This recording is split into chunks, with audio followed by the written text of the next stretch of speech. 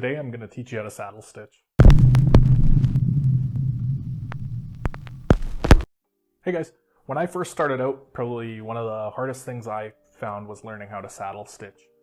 It seems pretty easy on the surface, but after you try it for a while, you find these little things. Like my major issue was that my one side would be nice looking and the back side would look like crap.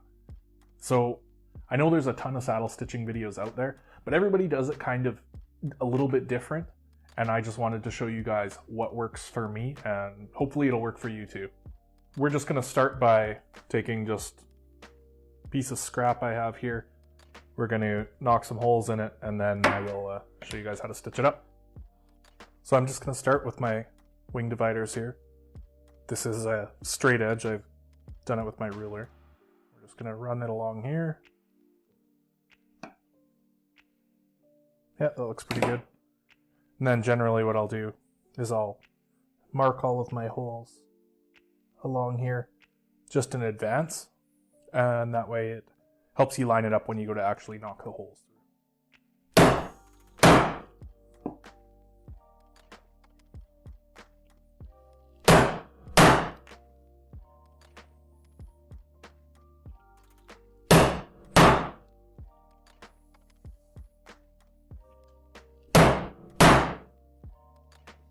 All right, so now that we've got some holes knocked in this thing here, I'm gonna take some white thread and we're gonna stitch it up. I have a GoPro that I've kind of built up on stilts here, so hopefully you can see both sides as I stitch it up. So how I start is I like to take my thread, and I will usually do 5 times the length of the stitching line. Sometimes more if you have really thick leather. Some guys do 4. 4 is generally fine. I just don't like running out, so I would rather waste a bit of thread than run out part way and try to fix that.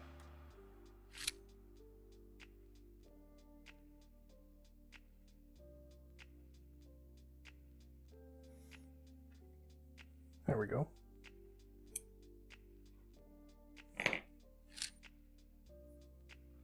And then this thread is already waxed. I just like to wax it up just a little bit more just to make sure.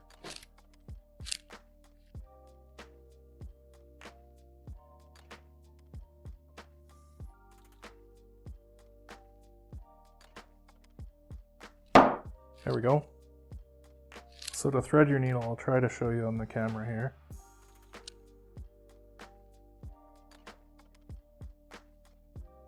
So what you want to do is go through the eye of the needle. Okay, get some slack, and then you're gonna pierce the thread with the needle here. So you have a loop like this. And then what you do is I pull it down so the loop's a bit smaller. You're just going to pull where you pierced through over the back end of the needle, and then just pull that tight, and that's locked on there. And then we'll do the same on the other end of the thread with their second needle.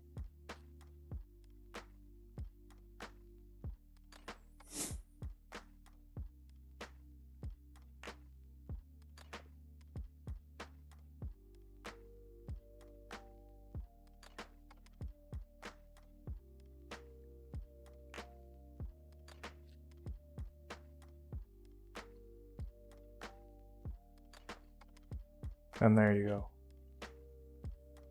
You have 2 needles, same thread, and we're ready to stitch it up. So what we're going to do is we're going to put this in our stitching pony right here like this. And then some people don't start with a back stitch. I like to, so I start the 3rd hole back. And I'll just run that through. And then just make sure that you have equal amount of thread on both sides. So when I'm saddle stitching, I want to stitch toward me. Some guys do it differently. I think most guys do it toward them. So your back stitch is kind of going to be opposite. So when I'm stitching towards me, I start with the left. When I'm stitching away from me, I start with the right.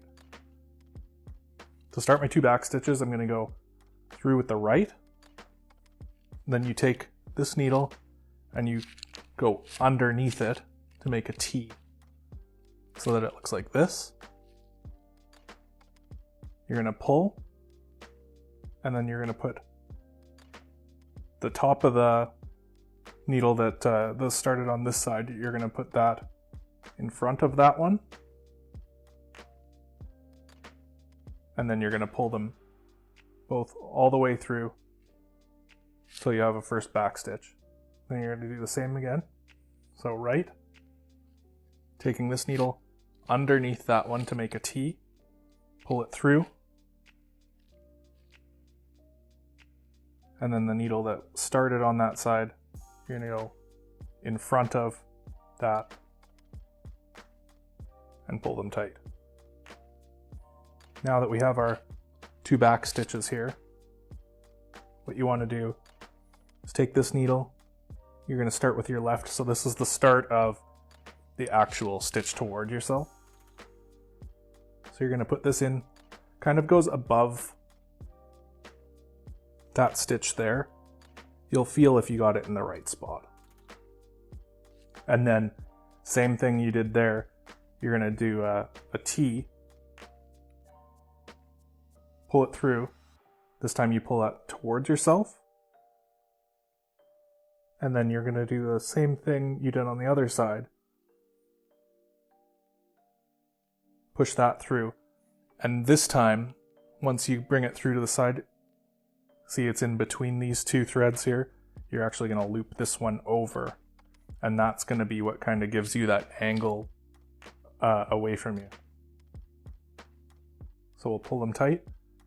On the ones that are going over your back stitch, you just want to make sure that they line up nicely. So see it lined up nicely on top of that. We'll go again, through with the left, pull the thread down and toward you, put this needle in front of it, loop over top, pulling them tight to make sure they line up nicely. And again, they did. You can see that slight angle away from me here.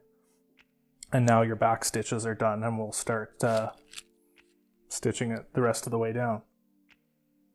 So left through, pull it down and toward you,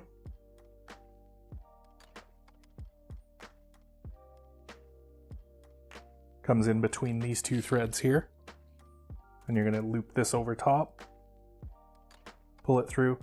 And ideally what you're doing when you pull these tight, you want to pull your left hand, you want to pull up and away, and your right hand you want to pull down and away. And that will really accentuate that angle. And I really should have, I'll do it now, started with this, just pulled back a little bit more, just so it's not as floppy in there.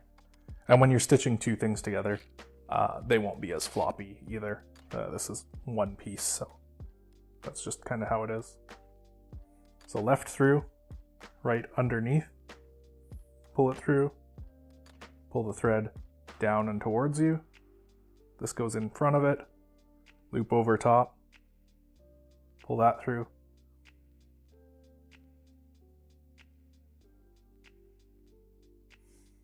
Left goes up and away, down, right goes down and away. And there's the angle. Start again. And while you're stitching too, you always want to be stopping every couple stitches just to look and make sure that it looks right, because pulling out a single stitch is a pain.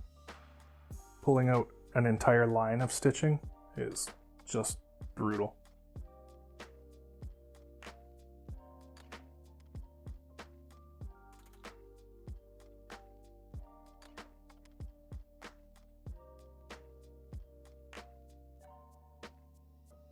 Sometimes when you're stitching, if your thread is longer, like mine is here, it'll catch on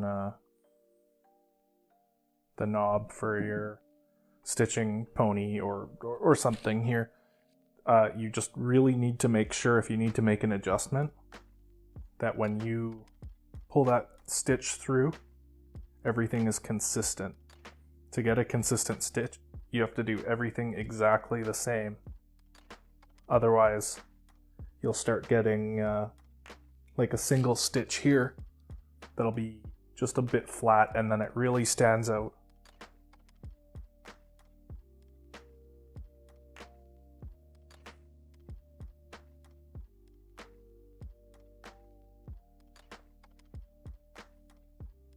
And I've just moved the camera there so you can see what I mean about pull. Up and away with this one, and down and away with this side. So, in with your left. This one you take underneath, make the T, pull it through, down toward you, through, loop that over. And oh, see, it's catching on there. That's okay though, you just adjust it.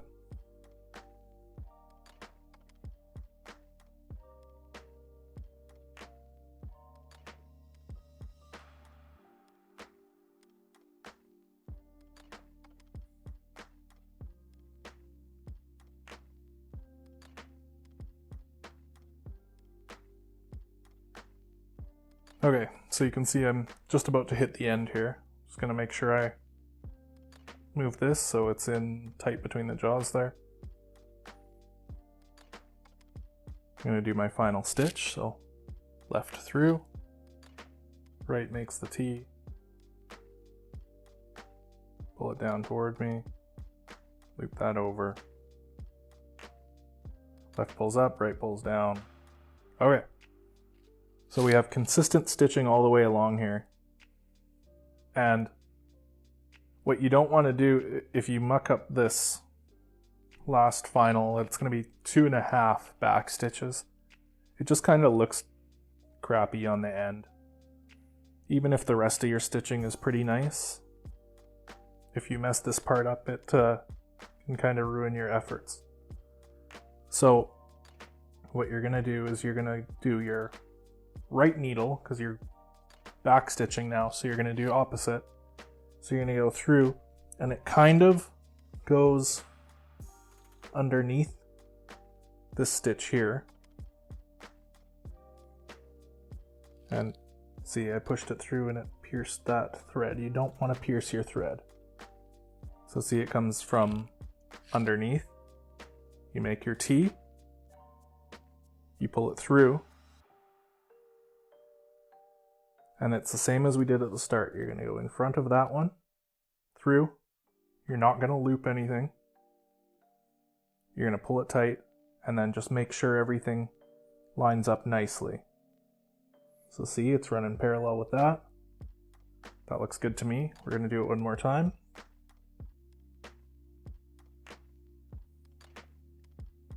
Send it through, goes underneath the stitching there. Make your T, pull that through. Sorry, there's a cat underneath me. That goes in front, so it's in between those two. Again, you don't loop anything. Make sure it lines up nicely, and it does. You can see nice, clean parallel lines on both sides. And then for my final back stitch, I want the threads to end up on this side. You want them to both end up on the same side. That's why it's 2.5 back stitch. So then this one I will use my left, and I'm just going to go through once, pull it through, just make sure it lines up nice again, just like the other ones. Pull that through. You can see all nice parallel lines. That stitching is consistent on both sides. And now I'll pull this out and we'll just finish it up. So to finish it, you just want to nip, I don't know, maybe that much off. So that looks like that. You just want those little pieces of thread just kind of sticking up. Because what you're going to do is you're going to melt that down, and then when you press it into the thread, it melts together and it kind of locks it. Now there's 2 ways I know of to do this. You can use a lighter, or there's a thread zap. These things are really inexpensive. These things are really inexpensive. I like them. A lot of guys don't. I'll do one of each here. So for the lighter, just gonna light it, melt it down, press it in with your finger. Done. Same thing with this. Fire it up, melt it down, tap it a few times with your finger. And that stitch is locked in. And that's really all there is to it. I have practiced a hell of a lot on scraps like these to get a stitch line that even. I'm definitely no expert at it. There are guys out there that are better than I am, but this was one thing that was really important to me before I started selling product, is I wanted to get that stitch line nice and tight so that it looks pretty professional. If you don't care about getting an even stitch line, that's up to you. You can stitch stuff up, it's gonna be durable still and just might not look as pretty, but that's your decision to make. So what you really need to keep in mind to get a really nice stitch line like this is consistency. You need to remember, go in with the same side. For me, left. Some guys do right. In with the left, make that cross underneath to make the T in between the 2 threads. So pull it down and towards you, and then do the loop. And then pulling them the same way, same pressure, everything as close to exact as you can get it to keep it uniform like that. Some guys choose not to stitch with a stitching pony. I think that's an essential piece of equipment. I use this one by Wing and Wave Designs. He's a really cool guy. He's a one-man operation making these things. He doesn't have a website, but I will link his Instagram. You just message him, tell him what you want. He'll tell you how much it is, how much shipping is, and his turnaround was really quick. I think I had this within 2 weeks of ordering it, and he made it to order. But, I mean, this cost me almost $200 Canadian. Part of it's because I got hit with like a $30 duty charge at the border, but if you don't have the money for it, which is totally fine, this is what I used for... I've used this longer than I've used this stitching pony. This is literally 2 scraps of 2x4, a couple pieces of scrap leather in between. I use this wood clamp as the base. This wood clamp holds everything together. And I would just take that, put that in there, put that like that, clamp it up. There you go, stitching pony. You could make it a little better if you cut this off at an angle here. It would be nicer, but I never did. Worked just fine. I've made a ton of stuff in this, what I call the ghetto pony. If you liked this video, please like and subscribe. It helps me out a lot. As well as if you have any questions, leave them down below, or if you want to get in touch with me and talk to me privately, you can message me on Instagram or by email. Feel free to go check out one of my other videos. I am kind of working on a how-to beginner guide playlist right now, in amongst some other things. I'm not going to just release a bunch of like that whole playlist right together. I'll break it up with some other stuff, but then I'll piece the playlist together so that down the line someone can go and watch the whole thing. But yeah, thanks for watching, and I will see you in the next video.